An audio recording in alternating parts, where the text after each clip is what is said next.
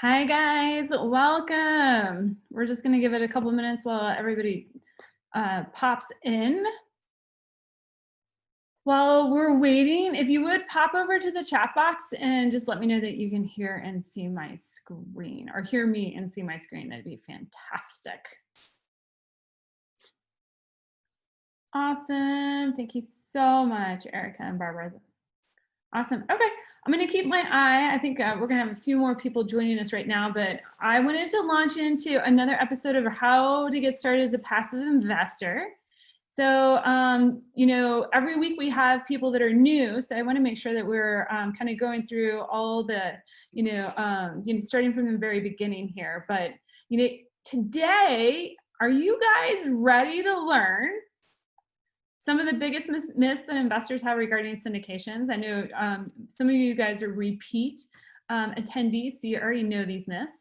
Also, are you guys ready to learn today learn what 5 ways that your money makes money in syndication deals? And then we're going to also learn 5 ways to underwrite a deal to help protect the money that your money is making. Now, if that's not a tongue twister, I don't know what is. Anyways, but these series are for you if you've ever tried investing in syndications before but got cold feet, or maybe you've invested in syndication before and realized you've made a mistake. Or maybe you're just starting out and you're just like, holy smokes, I don't even know where to start. And you're just like an information overload. These webinars are for you to help kind of demystify things, put you in a position to where you can ask questions and get the answers to your questions in live time. So let's go ahead and bust through the biggest myth that we're going to tie into today. We have 2 of them. The first myth is that I have no control. Well, you guys are here. You guys are learning. So certainly you do have control because you are arming yourself with information prior to investing. But the one that we're going to kind of pick apart today is that sometimes investors actually feel that they can't make that high of a return if they invest in a passive syndication, as opposed to if they were investing in their own like single family rental or small multi rental. And that's simply not true. And I'll show you how. This webinar speaks very clearly to that. But again, if you're new to these webinars or new to Goodegg in general, hi, I'm Whitney. I'm the Director of Investor Relations and Operations here at Goodegg, and here's my crazy family. This is our last foray out of the country in Mexico back in last January. So we are looking forward to our next out-of-country trip. But this picture captivates exactly why I invest in real estate. I started out in 2002 doing live-in flipping and house hacking. Met my husband a few years later, brought him into the mix, and he got to see the power of real estate. But the problem was when we executing our strategy of like flipping and stuff like that, we were actually making buckets of money, but we still didn't have time freedom. We weren't able to create passive income for ourselves or invest in a vehicle where our own money was making money, okay?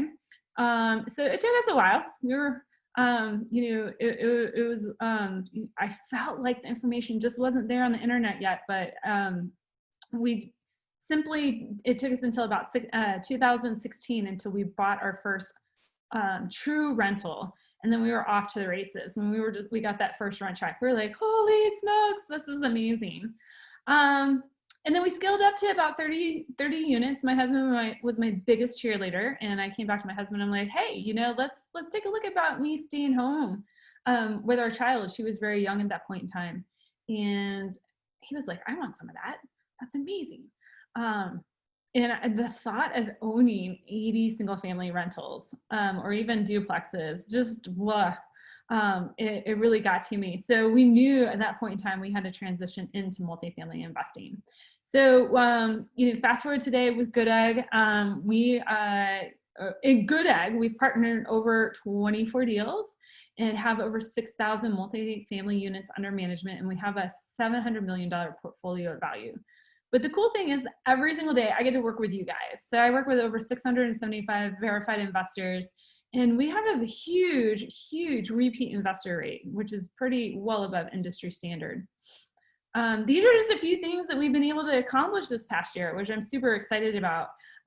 We've launched a book, our podcast, we've visited many of our properties. This is all before COVID. We attended conferences, we got to meet you, we got to sit down and visit with our operators. So, we are ready and waiting for the world to open up again. But again, you're not here for me, you're here for you. So let's talk about a quick recap of what we covered so far in the series. Now, this presentation is a bit of a repeat of one that I've done before, but I have pulled in some additional information. So if you've seen this before, stick with me because I have totally revamped this and you'll see where I've added more information for you. But we've done, here's a quick recap of the topics that we've covered. We've talked about the 4 tenets of conservative investing. How can we actually control the investment? Yes, control as a passive investor. There is ways, levers for you to control. We've talked about underwriting. We've talked about where returns are made. We've demystified the capital stack. We've spent quite a bit of time there on just the general capital stack, preferred returns, waterfalls. We've gone through the risk of passive investing, how to mitigate these risks. We've gone through the tax factors, and even like how do you fund your deal, right? There is a complete strategy around funding your deal. So when I send out the recap replay or the replay of today's webinar, make sure that you click on the links, scroll down the email, click on the links, and you can tap into these previous topics that we've covered. But let's dive in. All right, show me the money, right? Jerry Maguire. So what are the 5 ways your money works hard for you when you invest in a syndication deal? Let's start tackling this topic. Now, bit of a disclaimer, the webinars that I do are for educational purposes only. I'm happy to tackle questions, so make sure you go to your chat box. I will answer those in line with the presentation if I can. If not, I'll hang out with you guys at the end and answer as many questions as we have time for. But Goodegg, here at Goodegg, we are not a legal, financial, or tax advisory firm. So you might hear me say, it depends, or talk to a professional. And that's very true because everybody's situation is so different. Also, we are going to touch a little bit on taxes today. And I know you guys are going to have some what if my situation type questions.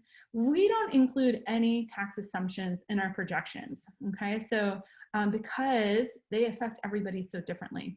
But feel free to put your question in the chat box and we'll tackle what we can get through and I'll let you know if you need to talk to a professional.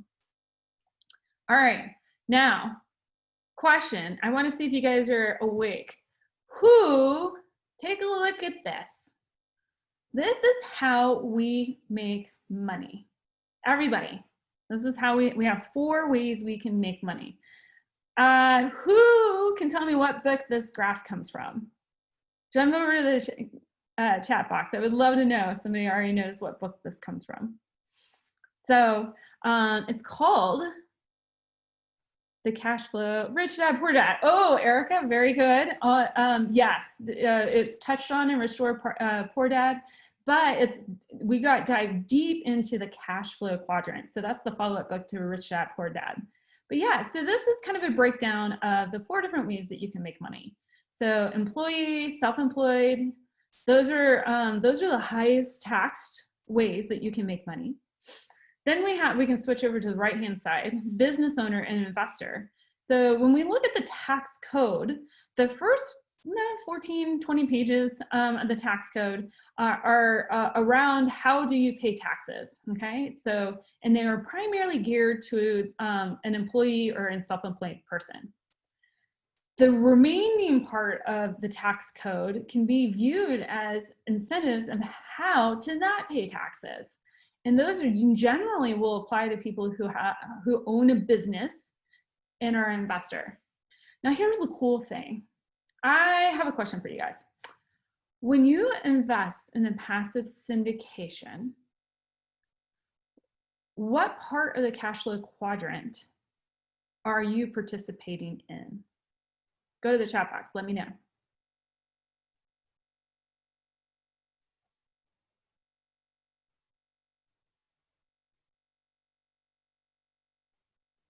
Oh, you guys are quiet today.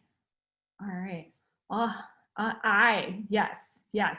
You're participating in the I side of the quadrant, the investor.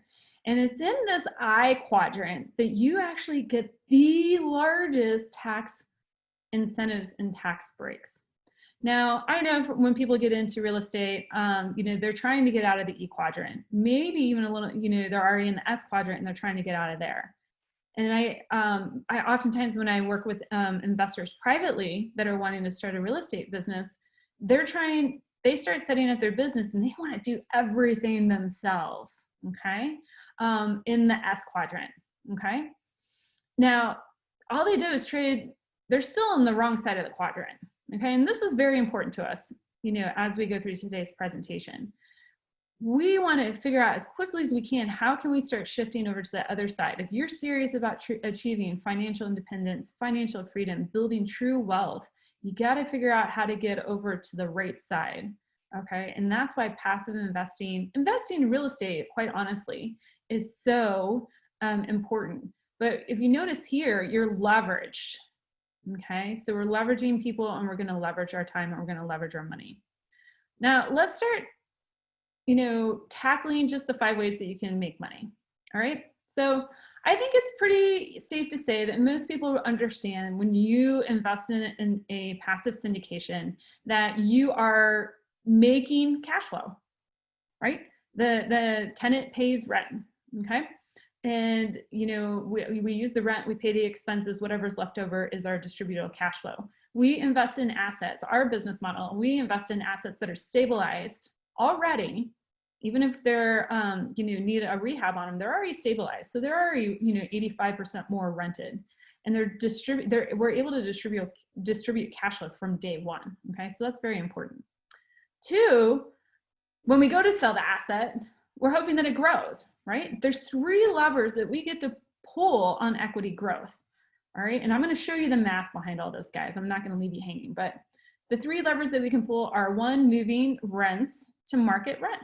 So when we buy a undervalued B-class asset, we're looking to do some minor rehabs on the property. That way we can charge more in rent.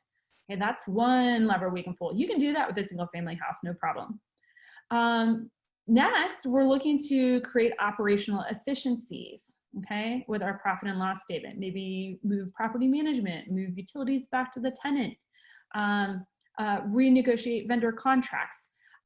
So essentially save on expenses. You can do that with single family rentals or small multifamily for sure. Now, the 3rd lever is the powerful lever, and it's tied to number 3, okay? But the 3rd lever is we can actually add additional streams of income to grow our equity.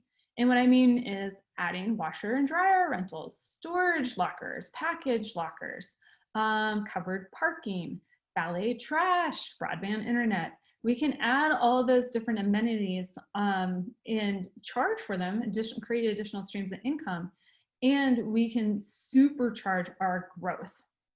Now so if I were to equate this, if you're coming from the single family investing world, you're going to buy a house, you're going to rent it out, you create cash flow. You're going to wait for the market to grow and you're going to create equity and then sell it for more later on. Pretty simple. Well, we've got a 3rd thing here that helps us out, and we can actually make money through natural appreciation in the market as well. Now I call it the icing on the cake, right? And it is for the most part, but let's take a look at the math, okay? Because the cool thing, when we create equity growth, we actually are controlling the actual appreciation of the asset. That's why those 2 are so tied together. Whereas if I have a single family house, I can't control the appreciation of the asset. I have to let the market do that based on comparable analyses. All right, so let's take a look at the math and you'll see what I mean. So when we purchase a property, this is a property example from our last deal in May. We purchased the property for $51.5 million. Now there's this thing called a cap rate. Okay, so this is essentially telling us what properties of that caliber and that size are trading for in the market, and the cap rate is 4.8%.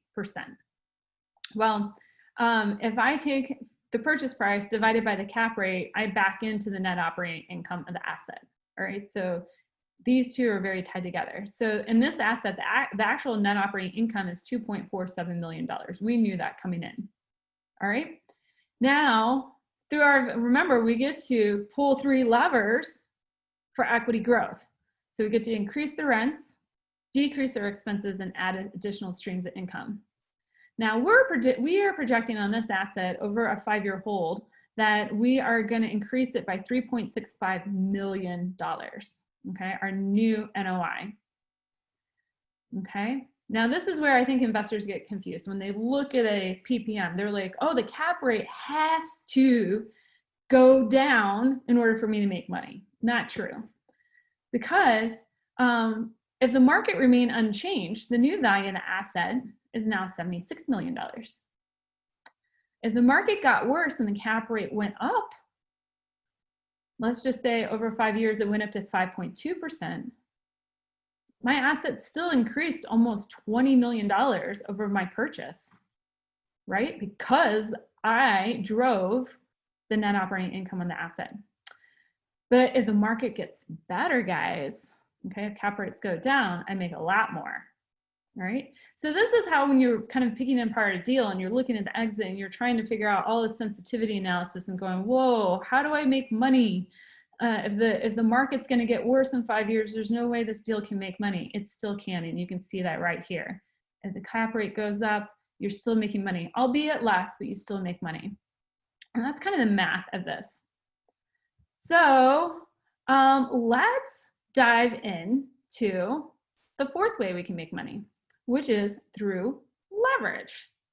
Okay, so when we leverage an asset, we are actually amplifying the return of our money. Our money is making money. So let's take a look at the math on this. All right, same property. Okay, let's pretend we purchased the property all cash. Okay, so we threw down $51.5 million. Okay, the net operating income we already know is $2.47 million. Okay, we're 0% leverage, we're all cash. All right, the return on this asset is 4.8%. Okay, that's what our cash on cash return would be.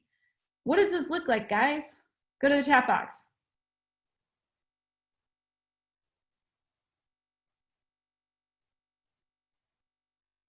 All right, I'll help you out. Let's go to our previous example here.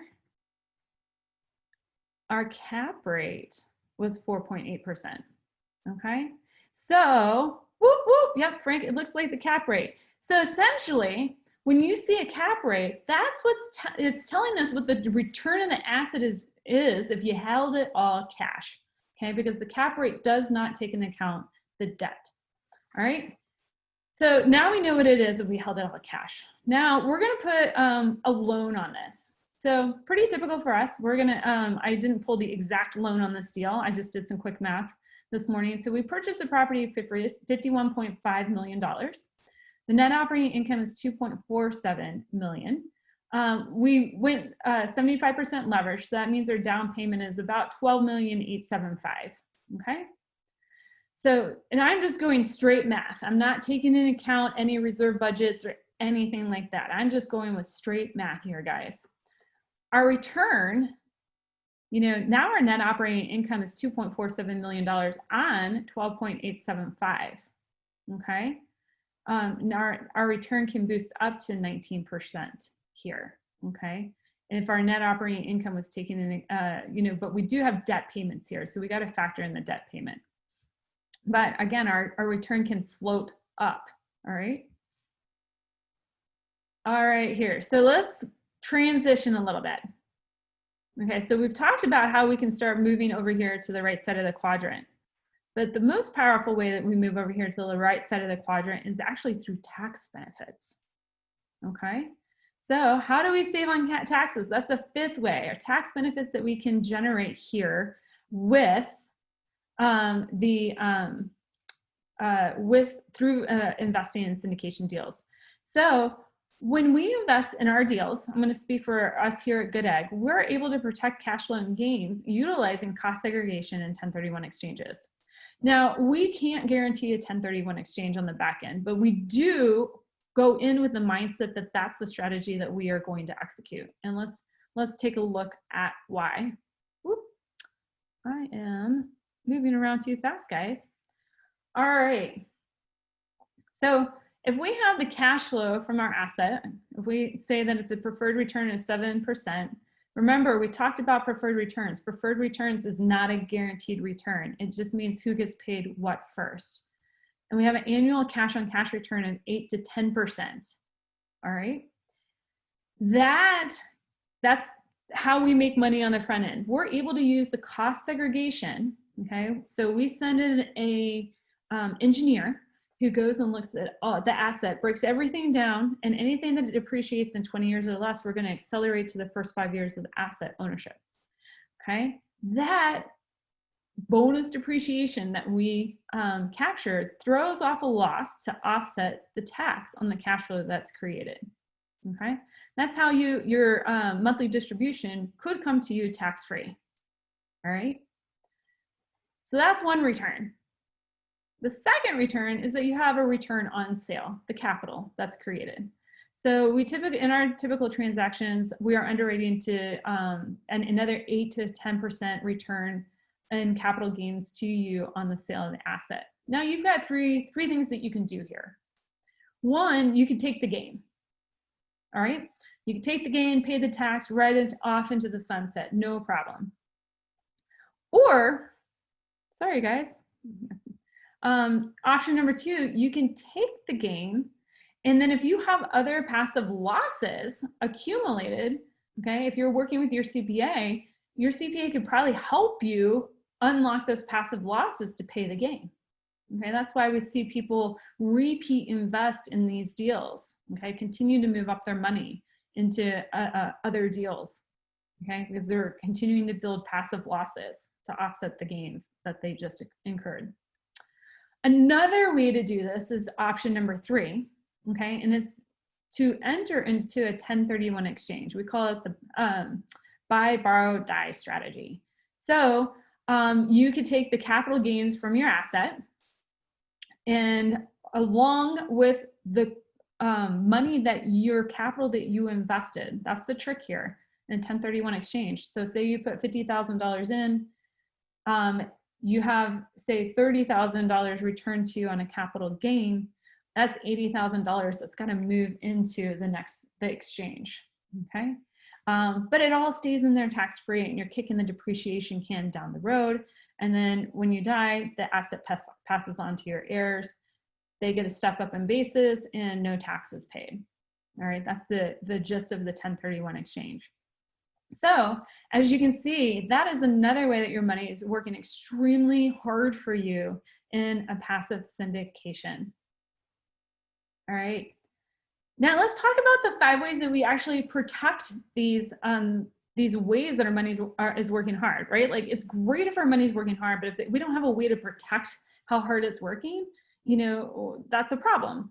So let's talk about the 5 different ways that here at Goodegg that we help protect your money working hard for you. So number 1, the cash flow. All right, remember, we're buying stabilized assets from day one.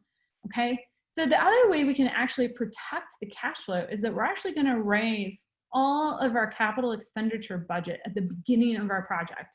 Now, why would we do that? Would it decrease our initial pro forma returns a little bit? Yeah, maybe, sure, maybe slightly, absolutely. But here's the thing, is that we then can execute our business plan and not have to use the cash flow the asset is generating to pay for capital expenditures. All right.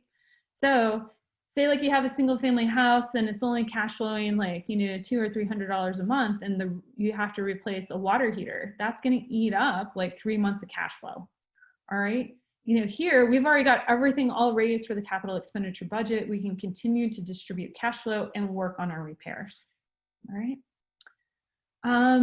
Number 2, okay, the way that your money is working hard, equity growth. All right, we talked about those 3 levers that we get to pull: increasing income, decreasing expenses, adding additional streams of income. Now, the way we protect this stream of growth is that we are looking to pull all 3 levers on our asset, not just one. a minimum 2, and if possible, all 3 levers, okay? Because again, when you look at our math, we can control the value of the asset when we exit by how much net operating income we are growing. And the more we can grow, the more that we can control the appreciation of the asset, right? All right, number 3, appreciation, okay? Now that again, that's considered the icing on the cake, but how do we actually control the cap rate? We can't exactly control the cap rate, but we can stack investing cards in our favor for sure.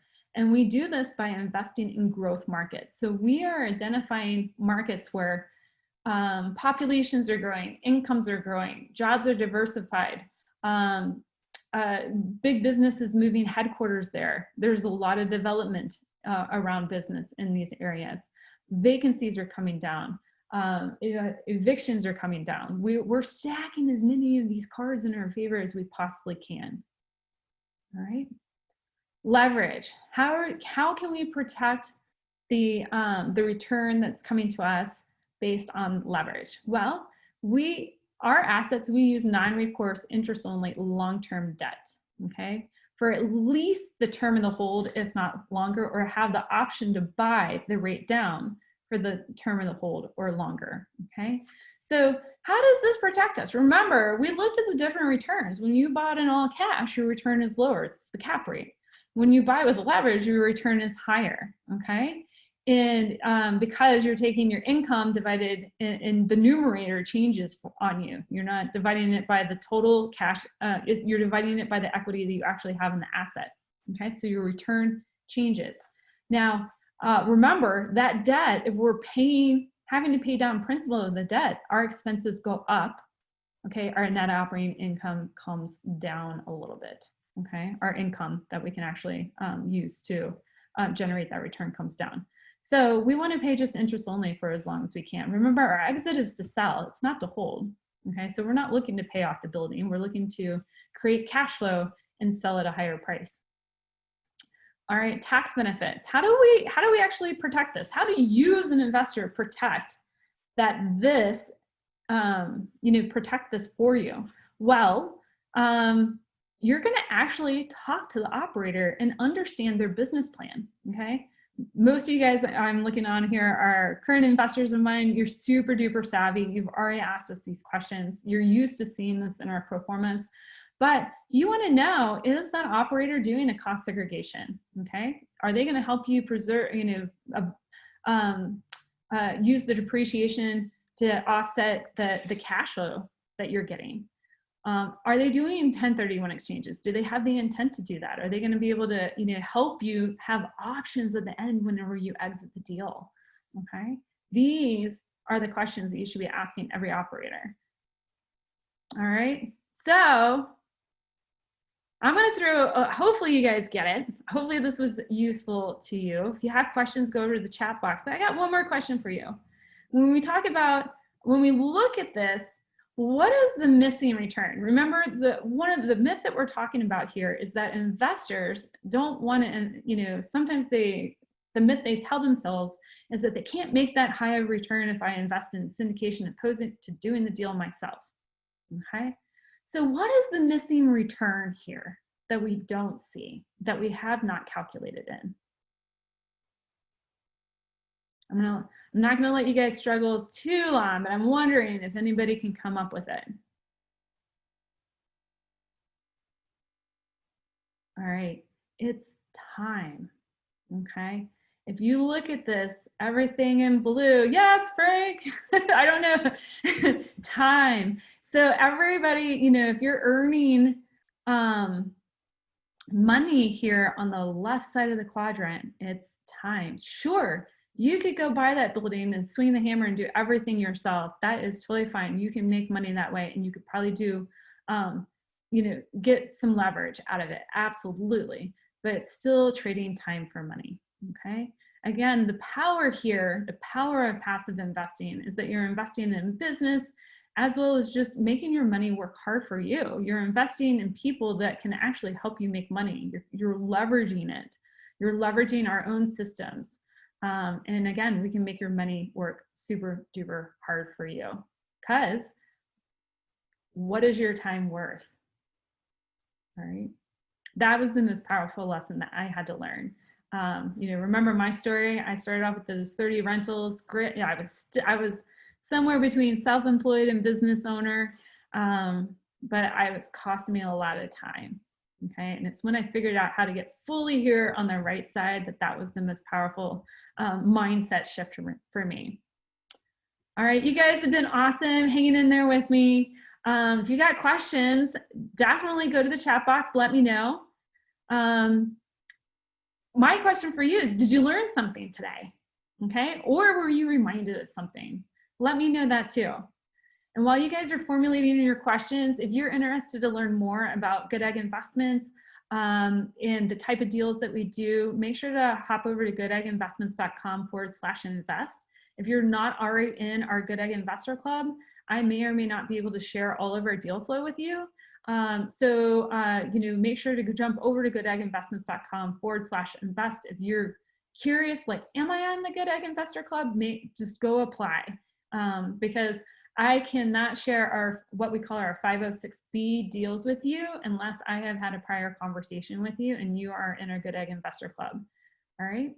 So if you're just kind of like, okay, who's the club for? Well, it's for anybody. If you're just starting out investing, doing this on the side, haven't done a deal yet, or maybe you're a pro at this, doing this full time and invested in several deals, this club is for you.